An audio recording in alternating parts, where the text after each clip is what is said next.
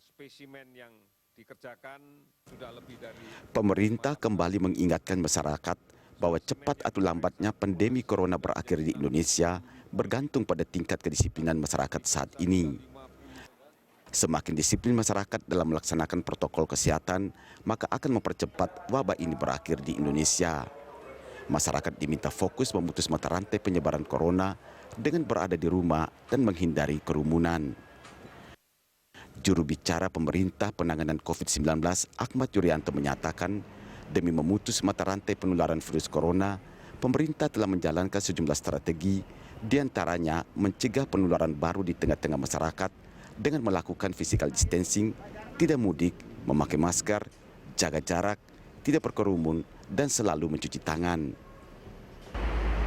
Ironisnya sampai saat ini masih banyak masyarakat yang tidak disiplin melaksanakannya, bahkan ketika pemerintah daerah melaksanakan pembatasan sosial berskala besar atau PSBB. Padahal menurut Yuri, faktor pembawa virus corona adalah manusia yang akan menyebar sejalan dengan aktivitas sosial manusia itu sendiri. Yuri menekankan pentingnya disiplin masyarakat mengikuti anjuran pemerintah sebagai kunci pencegahan penularan wabah virus corona di Indonesia. Tim Liputan, Berita 1, Jakarta.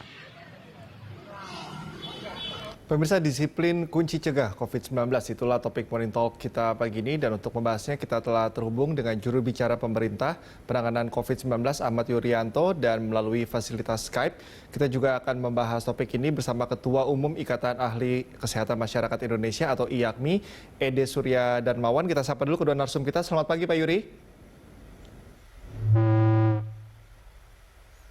Ya, nanti kita akan sambungkan lagi ke Pak Yuri dan kita sapa juga Pak Ede. Pak Ede, selamat pagi. Selamat pagi. Oke, tahan dulu Pak Ede dan juga Pak Yuri. Kita simak dulu informasi. Pemirsa, Ketua Gugus Tugas Percepatan Penanganan COVID-19 menilai cepat atau lambatnya pandemi corona berakhir di Indonesia bergantung pada tingkat kedisiplinan masyarakat saat ini. Semakin disiplin masyarakat dalam protokol kesehatan, kian cepat pula wabah ini berakhir. Doni mengajak masyarakat fokus memutus mata rantai penyebaran corona dengan berada di rumah dan menghindari kerumunan. Cepat atau lambatnya pandemi COVID-19 ini tergantung dari tingkat kepatuhan kita dalam melaksanakan protokol kesehatan. Semakin disiplin, semakin cepat wabah berakhir. Lakukanlah sholat 5 waktu, sholat sunnah, sholat tarawih bersama keluarga di rumah saja, serta tidak mudik dan tidak melakukan kegiatan berkumpul dalam bentuk apapun. Apabila dilaksanakan dengan baik dan Anda telah menjadi pahlawan bagi diri sendiri dan keluarga serta masyarakat di sekitarnya. Ya, kita akan mulai perbincangan. Kita sapa lagi juru bicara penanganan COVID-19 Ahmad Yuryanto. Pak Yuri, selamat pagi.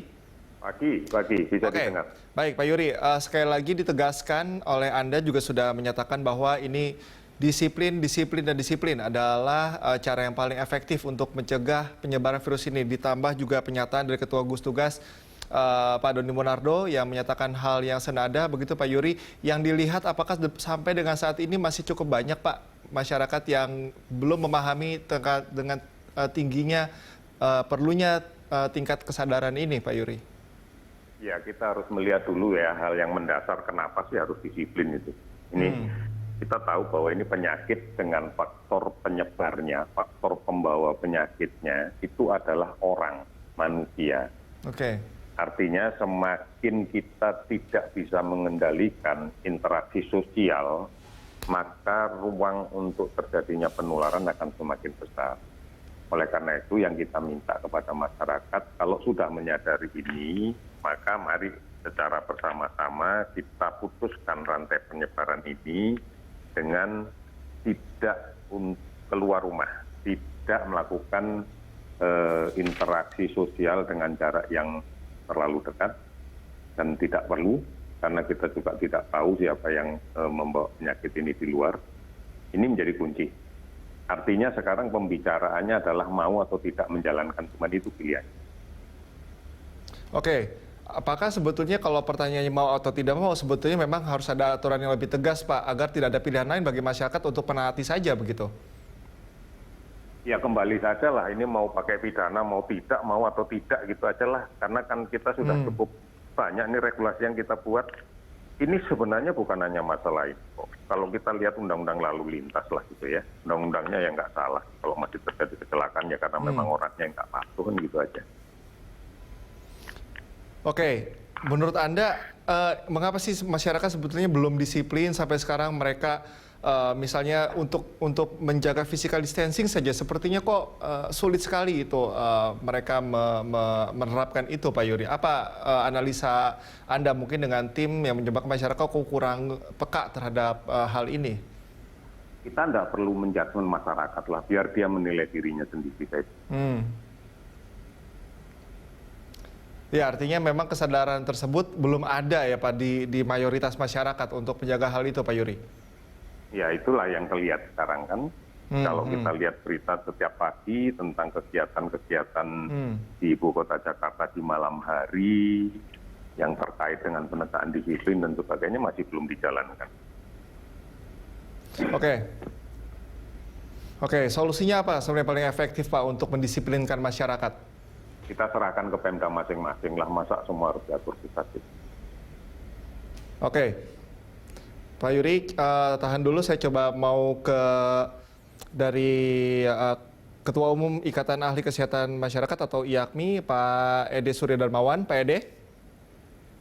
Selamat pagi Mas Dika, selamat pagi Pak Yuri. Oke, selamat pagi Pak Ede. Pak Ede, ini menurut Anda apa penyebab masyarakat sampai sekarang kok tingkat disiplinnya masih belum tinggi juga ini Pak Ede untuk sama-sama begitu membantu memutus penyebaran virus corona ini? Secara umum masyarakat itu kan punya tahapan ya, karena barangkali kita harus sadari masyarakat kita sebagian besar itu pendidikan memang masih belum bagus. Kalau berdasarkan indeks pembangunan manusia kan baru sekitar SMP kelas 1 ke kelas 2 ya, 7 tahun 8 tahun, artinya memang literasinya masih kurang baik. Nah untuk itu memang ada tahapan yang harus kita sampaikan. Masyarakat harus diberikan penyadaran, mengetahuan risiko tertular dan apa bahayanya. Kemudian juga mereka harus sadar bahwa risiko itu semua bisa terkena pada dirinya gitu. Jangan mengatakan oh, ini risiko, tapi kan bukan saya gitu. Itu kan sesuatu yang salah. Kemudian yang berikut tentu saja yang disampaikan pemerintah, itu yang Pak Yuri sampaikan tadi bahwa ada upaya untuk menghindari risiko penularan itu, yaitu dengan physical distancing, memakai masker, tidak berkumpul, apalagi misalnya masih banyak keramaian di malam hari. Dan upaya itu terbukti. Nah, yang terakhir memang saya sebenarnya setuju kalau ada proses pendisiplinan. Tapi sebelum ke arah situ, harus kita lakukan penyebaran informasi itu sampai ke akar rumput gitu. Artinya sampai ke RT RW itu menyampaikan gitu dengan media yang ya tentu saja distance, artinya tidak tatap muka gitu, tapi disampaikan. Saya kira kalau untuk di kota-kota yang potensi pengumpulan orangnya itu banyak, mereka sudah pada punya WhatsApp grup lah, kira-kira mungkin seperti itu ya. Nah setelah informasi itu sampai, barangkali memang perlu juga sih ada semacam pendisiplinan, lalu disampaikan ini loh kalau seperti ini akan terjadi gitu. Karena kalau saya lihat misalnya begini, di beberapa tempat kalau kemudian memang sering dilakukan ya seperti patroli mengingatkan, itu tidak jadi gitu ya, misalnya kerumunan itu. Tapi kalau dibiarkan memang akan seperti itu. Tapi memang ini membutuhkan kerjasama semua pihak Pak. Pemerintah pusat sudah menghimbau, pemerintah daerahnya juga harus melaksanakan dengan berbagai aparatnya. Oke, Pak Ede, kalau Anda melihat pemberlakuannya sampai saat ini bagaimana? Ini kan sebetulnya dari gugus tugas juga sudah menegaskan begitu pentingnya disiplin. Kemudian mungkin Pak Yuri juga nggak bosan-bosan mengingatkan terus untuk disiplin ini yang paling penting untuk menekan angka penyebaran COVID-19. Sejauh ini Anda melihat evaluasinya seperti apa, Pak Ede? Kan ini sudah ada beberapa langkah begitu yang dilakukan oleh pemerintah. Cukup efektifkah sebetulnya? Ya. Jadi sebenarnya barangkali seperti hanya tadi contoh yang sampaikan Pak Yuri, ketika tilang itu misalnya sudah kena kepada anggota masyarakat yang tidak disiplin lalu lintas, semakin banyak yang merasakan, walaupun mungkin tilangnya kan tidak kemudian seperti lalu lintas, ada yang ditahan, tapi diingatkan misalnya tidak boleh melakukan perjalanan, dikembalikan lagi dan sebagainya. Ini barangkali juga bisa menjadi deterrent effect, mereka akhirnya oh ya tidak boleh gitu. Nah, penggunaan masker misalnya saya sendiri sehari-hari masih tetap berhubungan tapi menggunakan masker. Ya alhamdulillah masyarakat di sekitar saya di sini di Jakarta sudah mulai sadar. Kalau pergi mereka bermasker gitu ya. Kalau bahkan belanja pun saya lihat di kampung saya ini di Kelapa Tiga ini sudah mulai mereka menggunakan masker. Artinya pelan tapi pasti itu ada kesadaran ada. Dan kalau lihat data misalnya yang diumumkan oleh Pak Yuri itu sebenarnya kan kalau lihat Jakarta pertambahannya itu sudah mulai pelan ya walaupun masih tetap ratusan. Tapi di tingkat nasional kan masih tinggi gitu. Artinya gapnya itu makin tinggi. Kalau dulu misalnya Jakarta itu saya lihat datanya berapa? Di atas 50%. Sekarang mungkin Jakarta itu sudah mulai di bawah 40%. Itu artinya walau bagaimanapun ada keberhasilannya. Tinggal bagaimana ini sampai ke akar rumput gitu ya. Karena memang COVID itu kan sekarang menyebarnya ya di mana-mana gitu. Dengan demikian memang mesti semua melakukan upaya itu gitu. Jadi ya Pak Yuri mohon bersabar ya. Menghimbau terus, mengingatkan terus karena inilah masyarakat kita gitu kira-kira. Ya, tadi ya mengerti ya, maksudnya saya juga paham bagaimana tim-tim yang di ujung tombak ini harus sabar dan terus jangan bosan-bosan untuk mengingatkan masyarakat. Saya mau kembali lagi ke Pak Yuri. Pak Yuri, ini saat ini kita sedang di masa bulan Ramadan. Pak Doni sendiri sudah menyatakan bahwa ini harus menjadi momentum masyarakat untuk gotong royong, mereka secara memiliki kesadaran kolektif. Dan tadi yang sudah disampaikan oleh Pak Ede juga bagaimana sosialisasi penegasan kembali untuk kedisiplinan ini sampai ke akar rumput. Pak Yuri, ini metode sosialisasinya apakah akan diperluas lagi atau akan seperti apa, Pak? Itulah sebabnya kenapa Menteri Dalam Negeri membuat surat edaran kepada semua kepala daerah untuk membentuk gugus tugas di daerah masing-masing dan menempatkan kepala daerah sebagai pimpinan dari gugus tugas itu. Ini bencana nasional, dimaknai bahwa tidak ada lagi ruang untuk mengatakan bahwa ini bukan urusan saya, apalagi pemerintahan. Ini adalah semua urusan pemerintah. Dari pusat sampai daerah dengan proporsi tanggung jawab masing-masing di tingkat wilayah masing-masing. Ini yang harus dijalankan. Oleh karena itu, ini kalau tidak menjadi suatu gerakan yang terkoordinir dalam satu komando pimpinan kepala daerah, saya pikir akan sulit kita akan menghadapi permasalahan ini. Sejauh ini apakah ada kesulitan itu, Pak, ditemui di tiap daerah, Pak? Masih ada beberapa daerah yang belum membentuk gugus tugas. Bahkan ada yang sudah membentuk gugus tugas tetapi tidak menempatkan kepala daerah sebagai pimpinan. Ini yang kemudian juga menjadi evaluasi gugus tugas nasional dan Kementerian Dalam Negeri terhadap kepatuhan pelaksanaan surat edaran Menteri Dalam Negeri. Oke, selain memang belum ada satu suara itu, apalagi Pak sebetulnya kendala-kendala yang terjadi terkait dengan sosialisasi kepada masyarakat sampai ke rumput tadi, Pak? Kalau menurut saya, kalau sudah gongnya ketemu ya yang belakang itu kan ikutan. Ya. Oke, saya mau ke Pak Ede lagi. Pak Ede, ini menurut Anda dari pernyataan juga tadi Pak Yuri bahwa masih ada beberapa kendala begitu, terutama masih ada belum yang menerapkan secara seragam begitu bagaimana harus menekan angka penyebaran virus COVID-19 ini. Pandangan Anda seperti apa terkait hal itu? Ya, di sini juga barangkali kita mesti melihat sebenarnya apa sih yang menjadi concern pemerintah daerah. Saya menduga salah satunya sebenarnya ini kalau kita pahami bahwa pandemi itu kan seperti api ya.